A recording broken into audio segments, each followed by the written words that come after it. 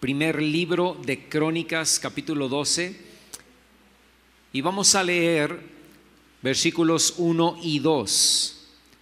Dice: estos son los que vinieron a David en Siclag, estando él aún encerrado por causa de Saúl, hijo de Cis, y eran de los valientes que le ayudaron en la guerra.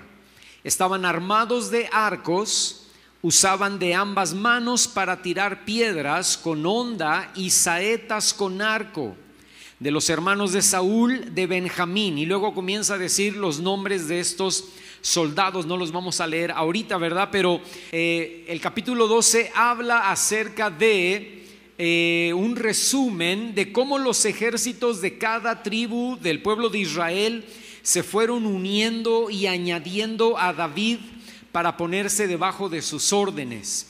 Esto fue desde que comenzó David a huir de Saúl hasta que fue proclamado rey de Israel. Algunos teólogos dicen que eso duró alrededor de 8 años, otros dicen que alrededor de 10, pero entre 8 y 10 años, poco a poco, los jefes de los militares de las diferentes tribus se fueron saliendo de la cobertura, vamos a decirlo así, o de la autoridad de Saúl para unirse a la autoridad de David.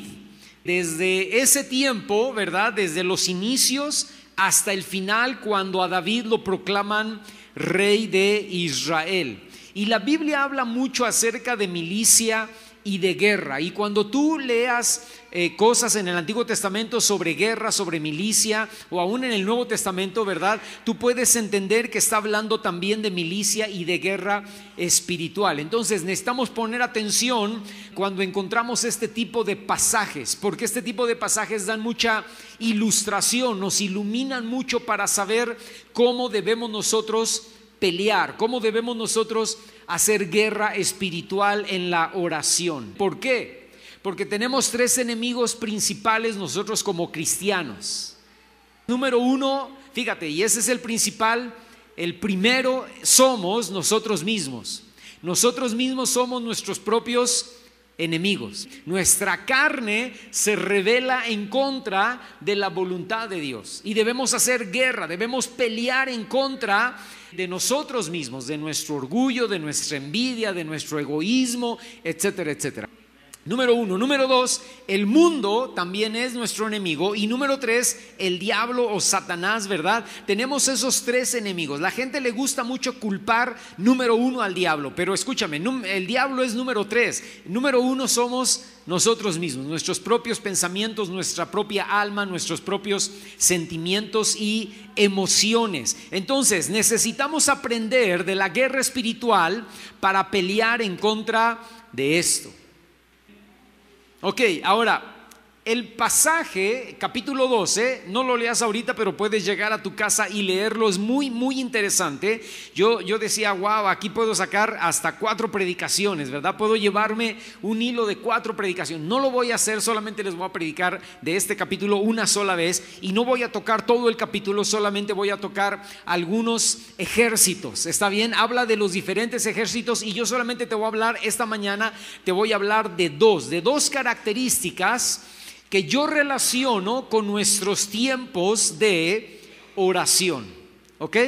Ahora, el primer ejército que yo veo y que me llama la atención es el que acabamos de leer allí en los versículos 1 y 2, que era el ejército de Benjamín. En toda esta sección del versículo 1 al versículo 7 menciona a 24 jefes de la tribu de Benjamín. Estos 24 jefes eran, vamos a ponerlo así, como 24 generales, ¿verdad? O 24 mandos superiores del ejército o de la tribu de Benjamín. Y esto es muy interesante, hermano, porque el nombre de Benjamín significa hijo de la mano derecha.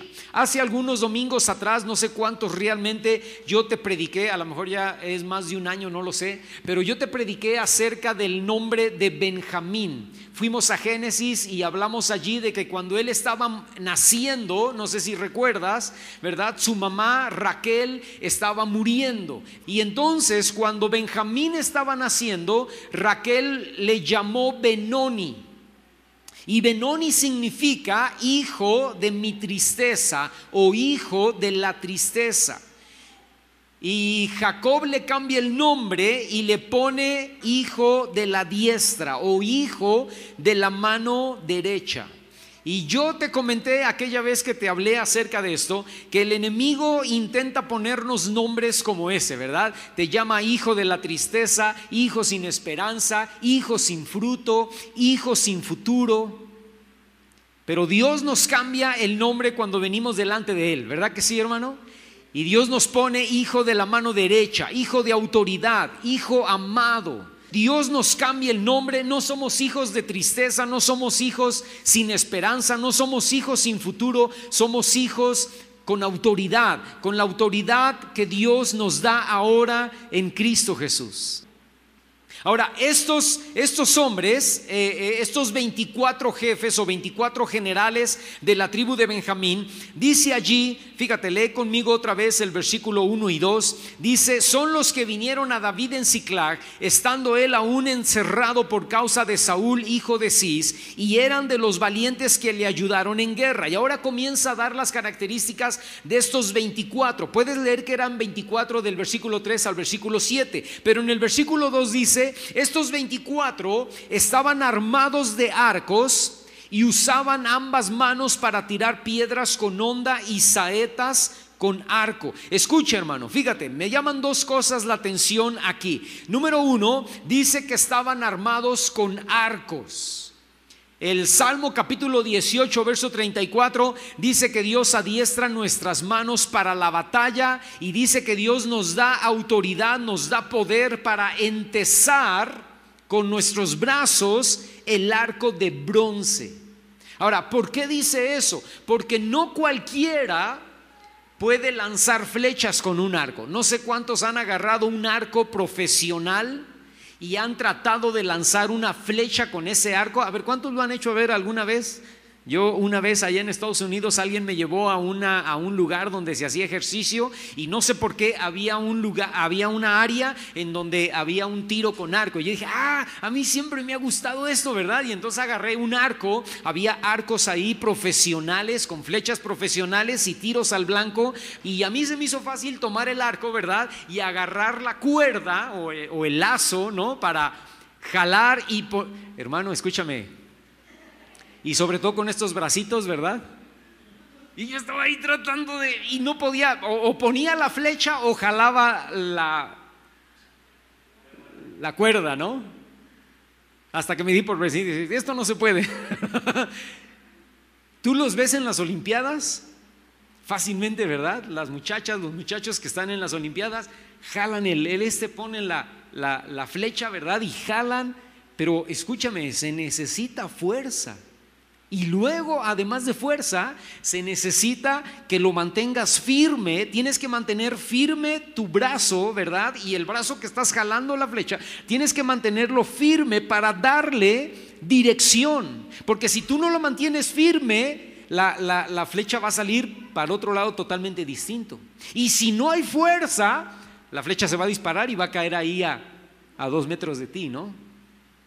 No cualquiera puede tirar una flecha con un arco, pero Dios es el que nos da fuerza, dice la palabra, para entesar el arco y dar en el blanco. ¿De qué está hablando, hermano? Está hablando de destreza y fuerza en la oración. Tus oraciones son como flechas que van dirigidas al blanco. Tú y yo necesitamos fuerza espiritual, poder espiritual, autoridad espiritual, para lanzar saetas, para lanzar flechas que vayan dirigidas exactamente al área que tú necesitas ver una respuesta de parte de Dios. Y no necesariamente una respuesta positiva. Puede ser que Dios te responde negativamente, pero lo que importa no es cómo Dios te responda, lo que importa es que ores efectivamente al área, al blanco que Dios te está poniendo que ores. Muchos de nosotros, hermano, escúchame, oramos sin ton ni son, oramos disparando a diferentes lugares, pero Dios dice no, tienes que aprender a disparar exactamente al lugar donde tienes que orar, darle exactamente al blanco en tu oración. No sé si me estoy explicando. Alguien te dice, vamos a orar, ¿verdad? Ora por algo y tú te quedas pensando, ¿por qué oro? ¿Por qué oro? No, no, no, tú ya tienes que saber por qué orar. Tú ya tienes que saber el objetivo, la meta, el lugar a donde quieres que esa flecha de oración se vaya. Y Dios te da poder y autoridad para entesar el arco y disparar, y que la oración, tu oración, sea tremendamente efectiva. No dar vueltas en la oración, no hablar por hablar. Orar exactamente, declarar exactamente lo que rompe, lo que traspasa los ámbitos espirituales. Necesitamos orar con autoridad y necesitamos orar efectivamente, tirando efectivamente al blanco. Eso me llama la atención. Dice que estos 24 hombres, 24 generales, estaban armados con arcos y flechas. Pero después también dice, allí en el versículo 2 que estamos leyendo, dice que, y esto me llamó muchísimo la atención y por eso nació esta predicación, porque yo estaba leyendo y a veces leemos la Biblia así, ¿verdad? Pasamos las cosas y las pasamos por arriba, ¿verdad? O sea, ni cuenta nos damos, nos seguimos leyendo hasta que terminamos Crónicas, ¿no? Pero a veces hay que leer, y hay que leer detenidamente, y el Espíritu Santo en una frase te habla y ahí te detienes y ahí Dios te da una palabra. Y lo que me llamó la atención es que dice, allí en el versículo 2 a la mitad, dice, y usaban ambas manos, dice ahí, para tirar piedras con honda y saetas con arco. No eran solamente diestros, no eran solo zurdos, eran ambidiestros. Tanto con la mano derecha podían tirar la honda y dar en el blanco, como con la mano izquierda. Ahora, escucha esto, hermano. No cualquiera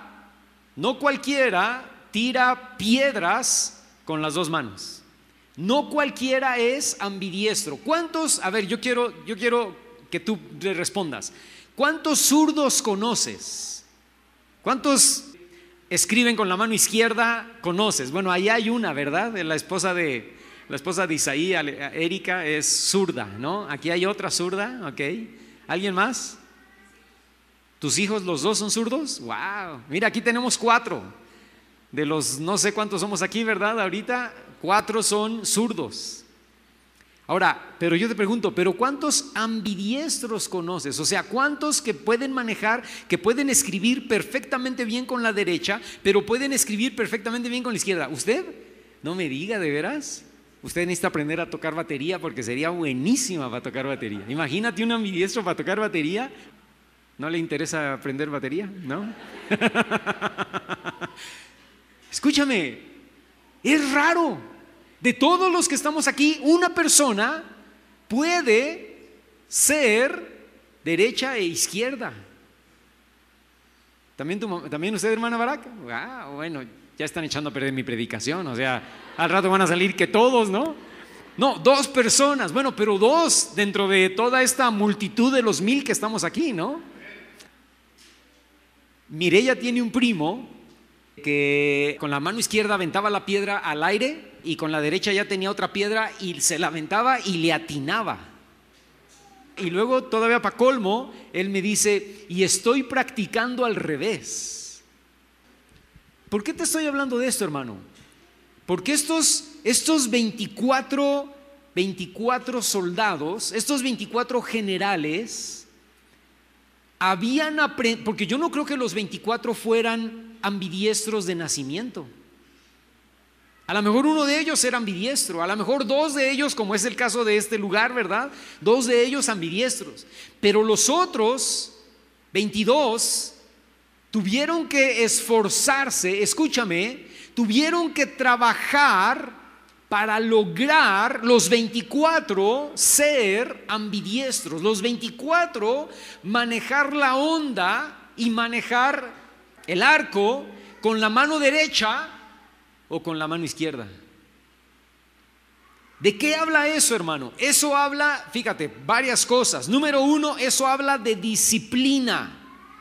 Se esforzaron, practicaron, tomaron tiempo, tomaron dedicación. Estos 24 soldados se disciplinaron para volverse zurdos y diestros. Y todo en la vida espiritual, hermano, requiere que haya tiempo, que haya dedicación, que haya esfuerzo, que haya práctica, constancia. Número uno, se disciplinaron. Número dos, fíjate, yo veo en ellos eficacia. Pelear con las dos manos les daba una mayor habilidad. Pelear con las dos manos les daba una mayor eficacia. Y cuando tú y yo aprendemos a orar, hermano, cuando tú y yo oramos, somos buenos, somos eficaces, pero nos volvemos más eficaces y nos volvemos más diestros, ¿verdad? O más efectivos cuando oramos y profetizamos, cuando oramos y ayunamos, cuando oramos y usamos de fe. No solamente oramos, sino que ahora oramos y ayunamos. Ahora oramos y usamos la palabra de Dios. Y me estoy volviendo ambidiestro, porque no solamente es mi oración, ahora sé orar con la palabra. Ahora sé orar en el ayuno. Ahora sé orar en adoración. Más eficacia, ¿verdad? Número 3, habla de equilibrio. Estos 24 soldados, ¿verdad? No tenían un lado débil. Habían vencido sus debilidades, no tenían zonas vulnerables. Y eso nos habla en lo espiritual de ser personas íntegras. No perfectos, pero íntegros. Y el ejemplo de integridad en la Biblia, los dos ejemplos que yo inmediatamente puedo pensar son José y Daniel, ¿no? José, que fue íntegro totalmente, nunca pudieron encontrarle nada. La esposa de Potifar nunca pudo señalarlo o acusarlo de nada. Bueno, lo acusó, pero lo acusó falsamente, ¿verdad? Porque José no tenía nada de qué arrepentirse, no tenía nada de qué avergonzarse. Y con Daniel la misma cosa, ¿verdad? Buscaron cómo acusarlo, buscaron cómo hallarlo en alguna falta, en alguna falla, y no pudieron. Y lo único que dijeron es, pues lo único en donde lo podemos agarrar es en la oración, ¿verdad? Es en el área espiritual, porque ahí va a ser inquebrantable. Entonces, si hacemos que Él deje de orar a su Dios, nosotros sabemos que Él va a seguir orando, y ahí es donde podemos acusarlo. Pero fuera de eso, no hay falla en Daniel. Hay integridad.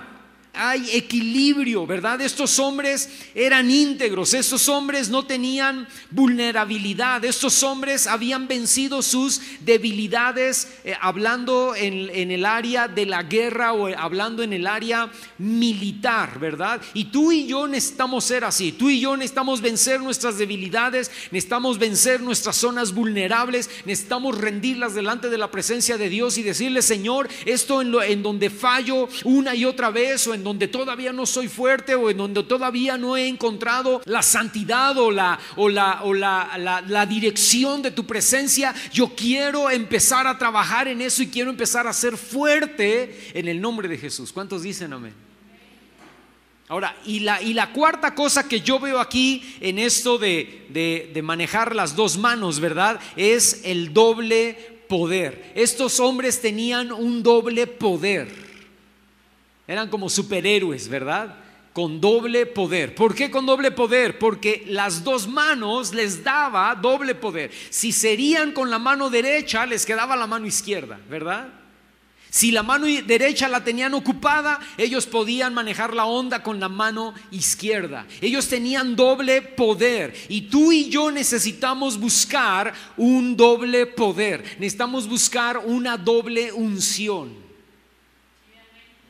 Eliseo no se conformó con la unción de Elías. Él pidió el doble. El doble en lo espiritual, hermano, escúchame, se gana deseándolo. El doble en lo espiritual se gana pidiéndolo.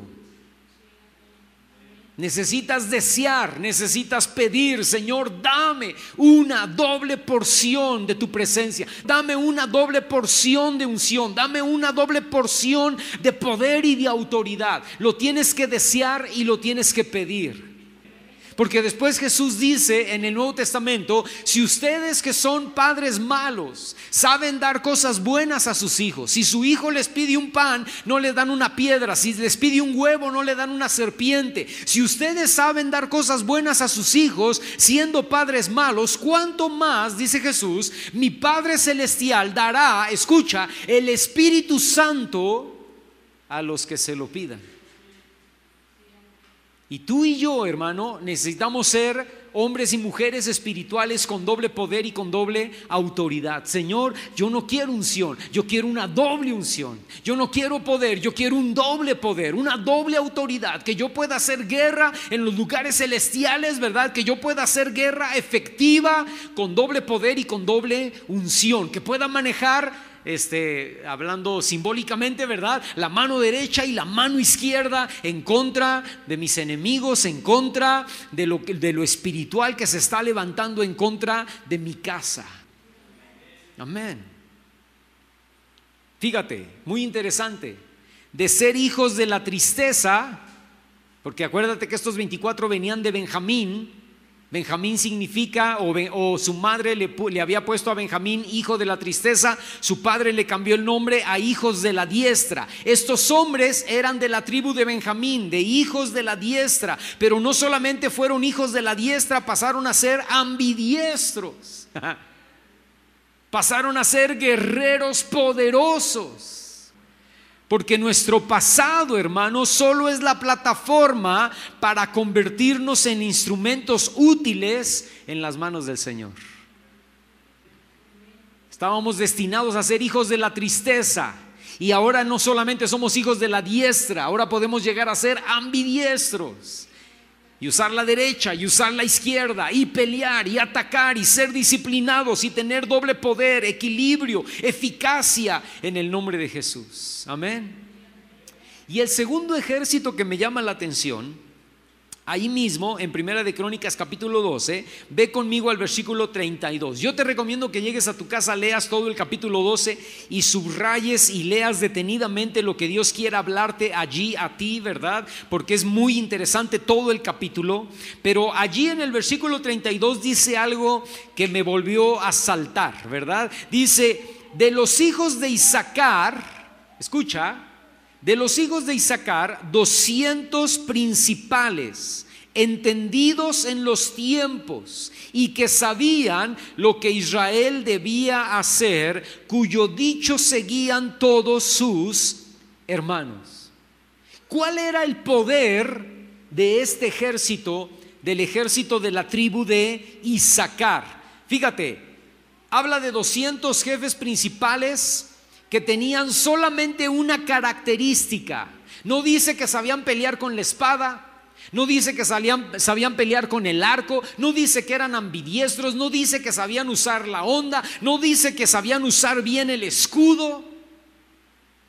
Escucha, solamente dice que su poder radicaba en saber discernir los tiempos, que eran entendidos en los tiempos.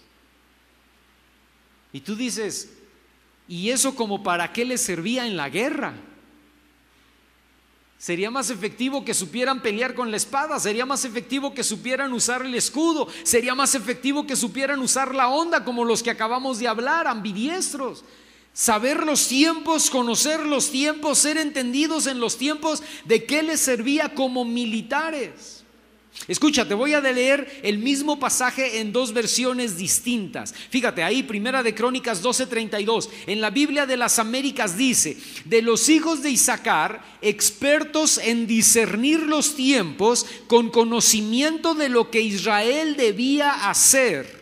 Sus jefes eran 200 y todos sus parientes estaban bajo sus órdenes. Y luego te lo leo en la Nueva Traducción Viviente. Dice: de la tribu de Isaacar había 200 jefes junto con sus parientes. Todos estos hombres entendían, escucha, las señales de los tiempos y sabían cuál era el mejor camino para Israel. Wow. Saber discernir los tiempos, hermano, es muy importante. Te voy a decir por qué. Porque nos da dirección, porque nos hace ver claramente cuándo debemos actuar y qué es lo que debemos hacer. Si tú peleas peleas espirituales, si tú oras y quieres orar con efectividad, tú y yo entonces necesitamos conocer los tiempos, discernir los tiempos. Estos hombres de Isaacar sabían que David debía ser rey. ¿Por qué lo sabían? Porque conocían los tiempos. Por eso ellos sabían lo que Israel debía hacer y cuál era el mejor camino. Discernir nos lleva a entender cuándo debemos orar, por qué debemos orar y qué debemos orar. Discernir nos lleva a entender qué decisión debemos tomar y qué es lo que Dios quiere para nosotros. ¿Qué quiere Dios para mí? ¿Cómo quiere Dios que me mueva dentro de una semana o dentro de un mes o dentro de un año?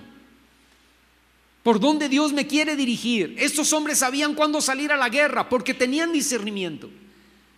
Porque sabían cuándo actuar. Ahorita no es tiempo de actuar. Ahorita no es tiempo de salir a la guerra. Ahorita, si salimos ahorita, nos van a atacar y nos van a dar hasta por debajo de la lengua, ¿verdad? Entonces ahorita nos tenemos que retener. Ahorita tenemos que aguantar. ¿Y cuándo salimos? No sé, estamos orando.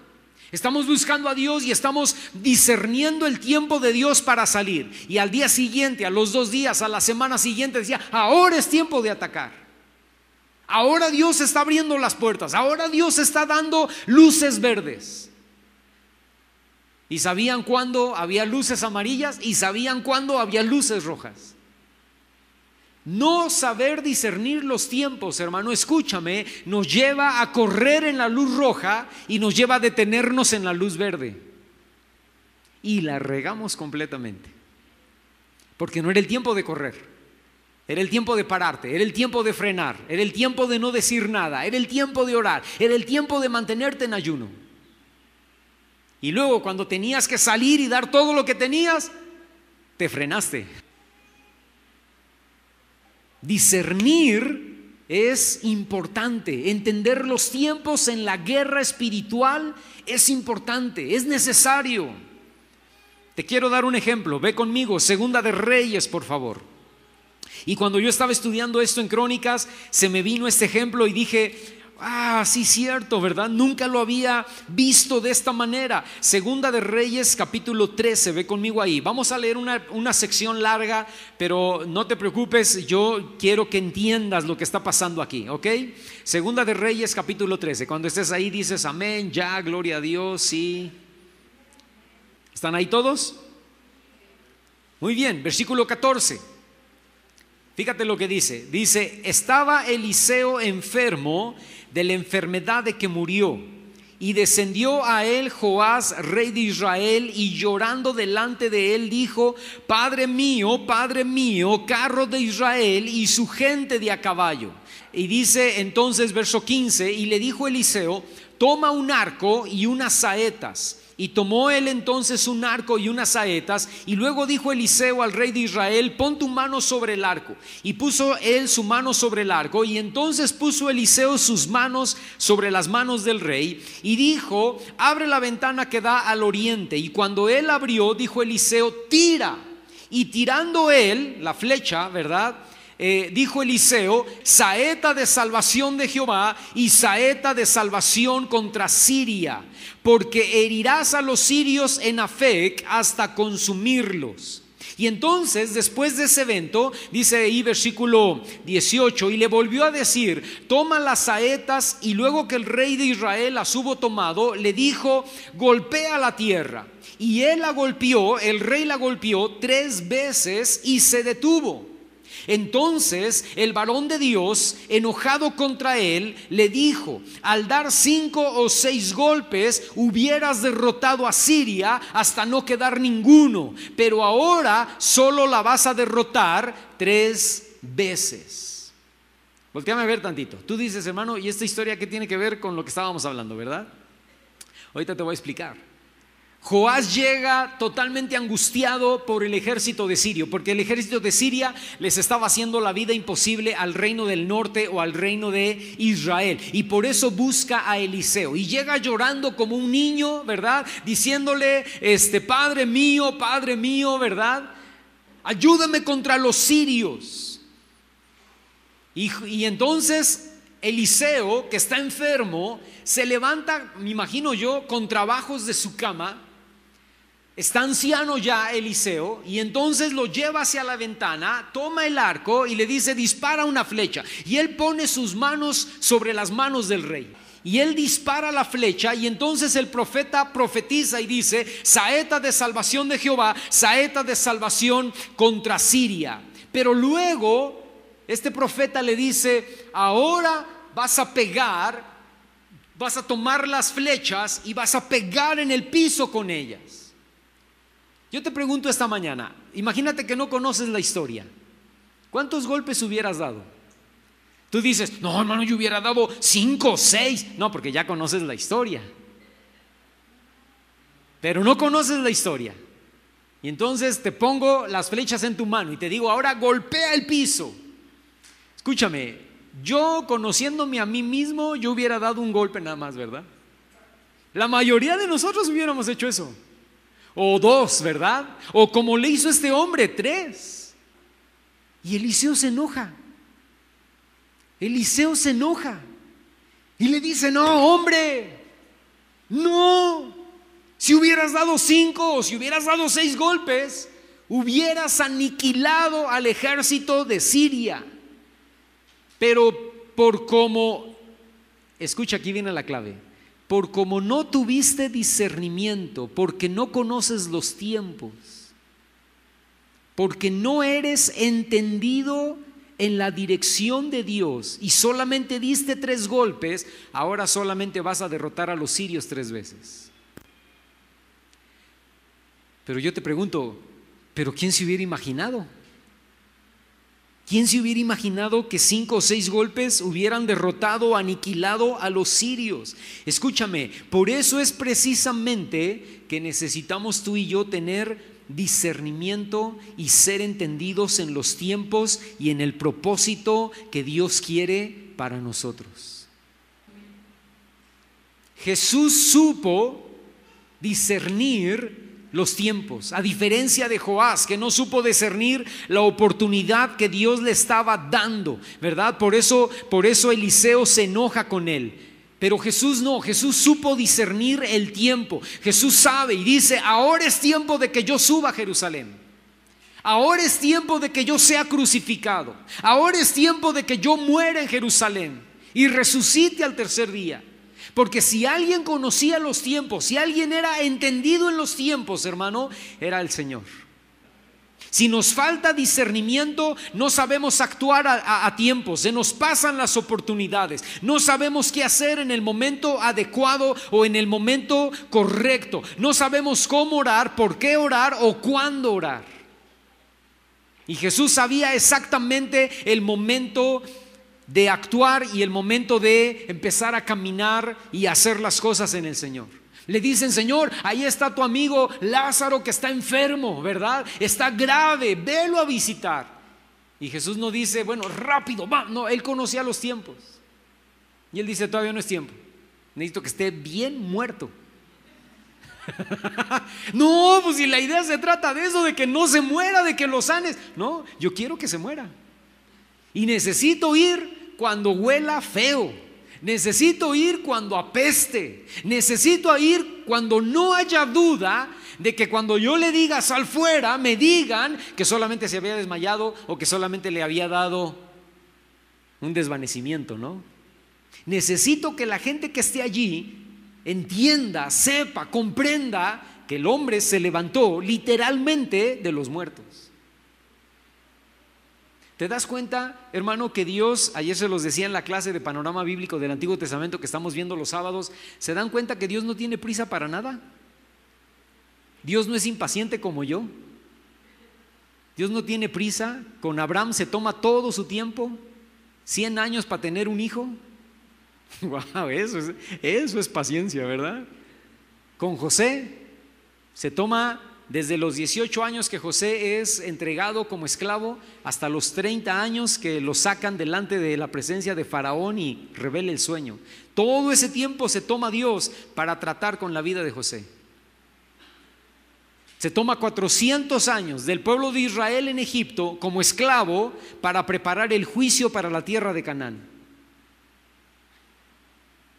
Se toma miles de años para venir a nacer en este mundo de la Virgen María, vivir, morir y resucitar al tercer día. Y se está tomando todo el tiempo del mundo para regresar por segunda vez. Y tú y yo diríamos, Señor, ya, por favor, ven, hoy en la noche. Y Dios dice, no, yo me estoy tomando mi tiempo. Yo sé lo que hago, tengo paciencia y estoy trabajando. Pero lo que nos falta a ti y a mí, hermano, es discernir el tiempo de Dios. Por eso Jesús acusa a los fariseos de no saber discernir el tiempo, de tener ojos pero no ver, no darse cuenta de a quién tenían enfrente. Escúchame, hermano, si nos falta discernimiento, no entendemos lo que pasa a nuestro alrededor, no entendemos lo que pasa en nuestra casa, no entendemos lo que pasa en nuestra familia, no entendemos lo que pasa con nuestros hijos, con nuestra esposa, con nuestro esposo, no entendemos nada porque nos falta discernimiento. El discernimiento es importante en la lucha espiritual, el discernimiento es importante en la oración y en lo que Dios quiere revelarnos. Orar con discernimiento es necesario para orar efectivamente por nuestra familia, por la iglesia, por este país, por esta nación. Podemos orar sin discernimiento y estamos tirando flechas a ningún lado, pero podemos orar con discernimiento, conociendo los tiempos y dar exactamente en el blanco que queremos dar. Conclusión: necesitamos ser guerreros de oración con 3 características. Número 1, manejando arcos de bronce, ¿verdad? Número 2, ambidiestros para pelear. Y número 3, con discernimiento espiritual. ¿Cuántos lo quieren? Necesitamos pedírselo al Señor. Amén. Yo les voy a pedir que se pongan de pie esta mañana y vamos a orar. ¿Cuántos saben que les falta orar con efectividad? A ver, levanten la mano. Y yo soy el primero que necesito levantar la mano, ¿verdad? Inclina tu rostro ahí donde estás y dile al Señor: Padre Celestial, aquí estoy esta mañana. Yo quiero ser un guerrero efectivo en el reino para ti, Señor. Yo quiero orar efectivamente. Yo quiero pelear efectivamente. Yo quiero hacer guerra espiritual efectivamente, Señor. Que mis tiempos de oración no sean tiempos, Señor, donde yo ore sin ningún objetivo, tirando para todos lados. Padre, yo te pido, Señor, que tú me ayudes a orar, Señor, en el nombre de Cristo, con discernimiento, con inteligencia espiritual, sabiendo hacia dónde va dirigida mi oración, sabiendo por qué orar, sabiendo cómo orar, sabiendo qué orar, Señor. Que no repita palabras, que no diga palabras solamente por decirlas, sino que, Padre, mi oración pueda ser efectiva por mi matrimonio, por mi casa, por mi familia, por esta congregación, por esta nación, en el nombre de Jesús, Señor. Ayúdanos, Señor, a hacer oraciones efectivas. Ayúdanos a entesar el arco de bronce. Ayúdanos a tener autoridad. Ayúdanos a tener poder, Señor, para dirigir nuestros dardos de fuego, Señor, exactamente al blanco donde tienen que pegar, para abrir las ventanas de los cielos, para abrir los ámbitos espirituales, Señor. y que tú puedas escuchar, que tú puedas oír, que el enemigo también pueda oír, Señor, y que nuestras oraciones sean efectivas, que nuestras oraciones sean claras, que nuestras oraciones sean transparentes, que nuestras oraciones sean poderosas en el nombre de Cristo Jesús. Ayúdanos a ser ambidiestros, ayúdanos a ser sin debilidades, ayúdanos a ser poderosos, con una doble unción para orar, con una doble unción para leer tu palabra, con una doble unción para ayunar, con una doble unción para ser efectivos, Señor, aún para ministrar a otros en el nombre de Jesús, Señor. Llévanos a ser entendidos en los tiempos y llévanos a ser hombres y mujeres con discernimiento, que sepan exactamente, Señor, cómo orar, por qué orar y qué orar. En el nombre de Cristo Jesús te lo pedimos. Amén.